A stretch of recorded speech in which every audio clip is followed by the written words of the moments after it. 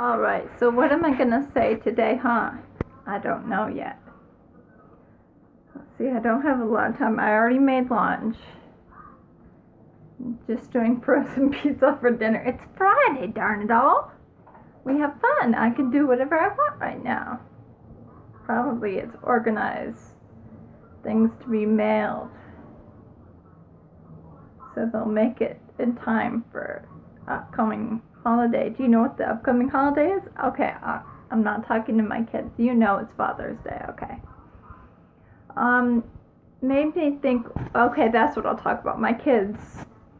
I recently watched somebody speak about how mothers treat their babies like babies, and that's not doing that many good. And that was a little nudge I needed, because that's how I feel about my kids. I see kids at school and I think they do things all by themselves, but my kids can't. And I was thinking, well, growing up, nobody did things for me all the time. Maybe my mom did, and I just don't know. I'm sure she did. I'm just very independent, and so I assume that I did things for myself. But that is probably not the case, which is really makes my point, which I'm going to get to eventually. I was noticing other kids, and I see kids who just get dropped up and left to fend for themselves. They adapt. Or like neighborhood kids whose parents just let them go out and play. I notice that my kids will not just go out and play by themselves. They come inside and they get me. They say, "Mom, there's no kids out here. You need to come out and play with us." Or when a kid comes, they have to be an older kid because it's their job to watch on them. Because I always tell Joseph it's his job to watch Mary because she's younger. And Mary, when she goes and plays with a bunch of little girls, like she does at McDonald's play areas and stuff, and I'm like, be careful of the little kids. You gotta watch out for them. So they have this mindset that if they're the oldest, it's their job to watch out and make sure nothing happens. Okay, so, and then Dr. Wayne Dyer, I think it is, I heard him talking once about helicopter moms, and I was thinking, oh, that's totally me.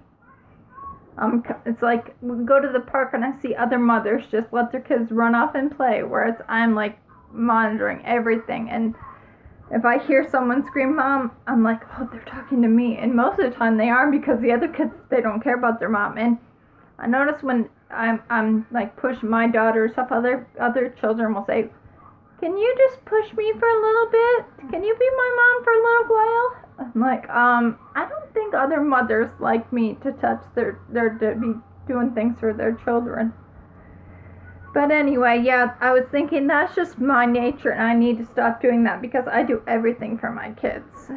But the flip side, that, like I say, well, that person was saying that if we treat our kids like babies, that's how they're going to grow up, and we don't want a world like that. But that's not true, because I was thinking about that, and that was kind of a wake-up call to me. It's like, oh yeah, I need to stop doing that, and I started thinking really hard about it. Okay, just a second. My kids need me right now. I'm sorry. Okay, I'll get up. My son is just saying the cutest things. Anyway, what I was going to say was that doing things for kids frees them up to be doing other things. It's like, well, other kids may be more adapting to the situations, but because I take care of all their immediate needs all the time, I don't mind, because mothers have an empty space where they want to be nurturing and want to be helping. So the fact that I take care of their meals and all the things that they need, they say, oh, that's mom's can take care of that. So they don't have to worry about that and all these other things because it's taken care of. So they get to take the energy and the resources and their brain power, and they get to focus it into doing something else. And my kids are real geniuses, and it might be because all of my kids have been that way. I used to think it was because of my husband, and then I married another really intelligent man, and I thought, these kids are just so smart. And then I was thinking kids that aren't even mine. I'm like, these kids are so smart. And then I was seeing, well, the kids who really fit in and adapt and do well are not the really smart ones, not the ones that I'm saying, oh, they're so smart. They're the kids who are socially adapted.